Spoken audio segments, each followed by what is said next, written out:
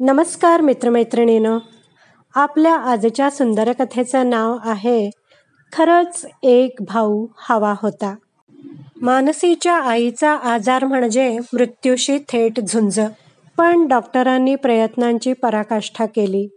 महिनाभराच्या संघर्षानंतर त्या आत्ता कुठे थोड्या स्थिर झाल्या होत्या. डॉक्टरांनी डिस्चार्ज दिला आणि तसंच बजावलं सुद्धा, घरी काळजी घ्या. पण डिस्चार्ज मिळूनही बाबांच्या चेहऱ्यावर हसू नव्हतं. उलट चिंतेचं सावट पसरलं होतं. बाबा डॉक्टरांना विनंती करत होते, डॉक्टर, अजून काही दिवस ठेवता येईल का? अजून घरात योग्य अशी व्यवस्था नाहीये. डॉक्टरांनी सौम्य नकार दिला. नाही, आता त्यांना घरीच नेणं योग्य ठरेल. मानसी बेडजवळ शांत बसली होती. तिचं मन मात्र असंख्य विचारांनी भरलेलं होतं.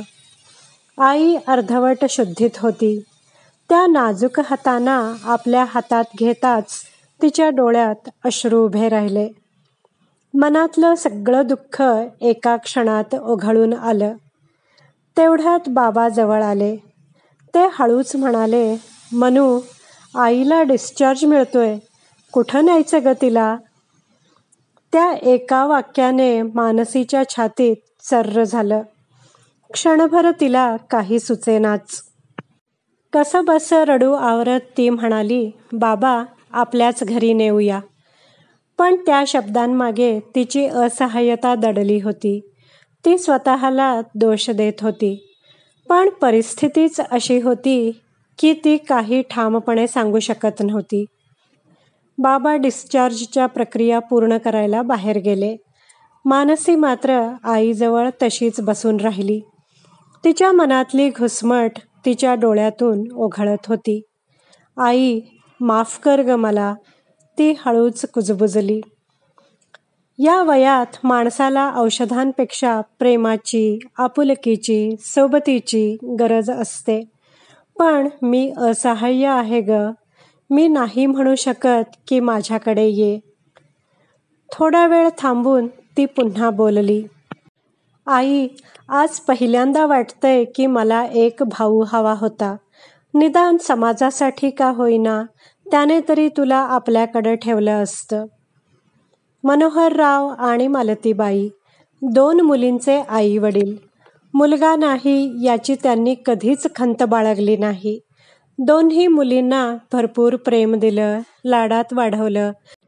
पण वय झालं आणि मनोहरराव हृदयाच्या आजाराने त्रस्त झाले. मालतीबाईंची प्रकृती ढासळली. दोन्ही मुली लग्न होऊन दूर गेल्या. पण वडिलांची जबाबदारी घेणं कोणालाही सहज जमेनासं झालं. मानसी त्याच शहरात राहत होती. मोठं घर होतं. सासू सासरे तिच्यासोबत होते. आई बाबा राहू शकले असते. पण त्या घरात त्यांच्यासाठी जागा नव्हती. नवऱ्याने किंवा सासऱ्यांनी एकदाही त्यांना बोलवावे का असं विचारलं नव्हतं. बहीण कायम म्हणायची, माझं घर लहान आहे, ताईनंच बघावं ना. मानसी स्वतःच्याच मनाशी लढत होती. तेवढ्यात बाबा परत आले. मनू, चल, ॲम्ब्युलन्स आली आहे.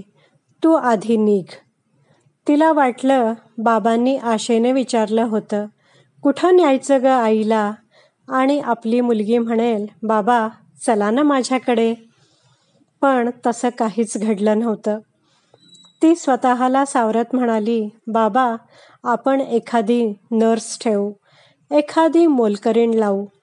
काही अडचण आली तर लगेच मला फोन करा. पण हे बोलताना तिचं मन आतून तुटत होतं. आईचं हतबल रूप, बाबांचे थकलेले डोळे आणि तिचं स्वतःचं असहाय्य अस्तित्व. पुन्हा तीच भावना तिच्या मनात दाटून आली. बाबा, मला माफ करा. आणि आज खरंच वाटतंय मला एक भाऊ हवा होता. बाबांना तिच्या नजरेतील असहाय्यता स्पष्ट जाणवत होती. ते हलकसं हसले. अगं मनू, मी आहे ना, मी घेईन आईची काळजी. तेवढ्यात तिचा मोबाईल वाजला. अगं, किती वेळ झाला? आईच्या औषधाची वेळ झाली आहे. नवऱ्याचा फोन. हो, येतेच मी. आईला डिस्चार्ज होतोय, ती म्हणाली. फोन ठेवताच तिच्या चेहऱ्यावरची शांतता ढासळली. मनात पुन्हा एक विचार घुमला. ह्यांना त्यांच्या आईची इतकी काळजी आणि माझ्या आईबाबांसाठी एकदाही विचारलं नाही. ती स्तब्ध बसून राहिली. बाबांनी आईच्या केसातून हात फिरवायला सुरुवात केली होती. त्या प्रेमाचं चित्र तिच्या काळजावर कोरलं गेलं. ती हळूच पाठमोरी उभी राहिली. बाबा, मला माफ करा, ती हळुवारपणे म्हणाली. बाबांनी तिचा हात आपुलकीने हातात घेतला. तू निदान सोबत तरी असतेस बाळा. कुणाला तरी एवढाही वेळ नसतो. आईला खूप काही आठवत नाही आता, पण तुझं नाव मात्र अजून ती विसरलेली नाही. हे ऐकताच मानसीच्या डोळ्यात टचकन पाणी आलं. घरी परतल्यावर तिने नवऱ्याला विचारलं, आईला इथे आणू का? त्याचा तिरसट स्वर कानावर आदळला. इथे? इथे कसं शक्य आहे? ती तुझी एकटीची आई आहे का? मानसी गप्प बसली, पण आतून एक निर्णय ठाम होत चालला होता. ती त्याच्याकडे रोखून पाहत म्हणाली, मला तुझ्याशी बोलायचं आहे. मान्य आहे, माझी एकटीची आई नाही, पण कुणीतरी जबाबदारी घ्यायलाच हवी ना. आणि तसंही माझे आई वडील आर्थिकदृष्ट्या सक्षम आहेत. त्यामुळे तुम्हाला त्याचं काहीच करायचं नाहीये. सगळं मी बघणार. पण मी ठरवलंय, मी माझ्या आईबाबांना आपल्या घरी आणणार आहे. त्याच्या चेहऱ्यावर ताठपणा उमटला. मग माझं मत? मला तुझं मत नाकारायचं नाहीये, पण आता माझ्या आईबाबांना माझी साथ हवी आहे, जशी तुझ्या आईवडिलांना हवी असते. ही माझी जबाबदारी आहे आणि मी ती निभावणार आहे. त्याच्या चेहऱ्यावर अनेक प्रश्न उमटले, पण मानसीच्या डोळ्यात आता केवळ ठामपणा होता. आता ती अपराधी नव्हती, ती ठाम होती.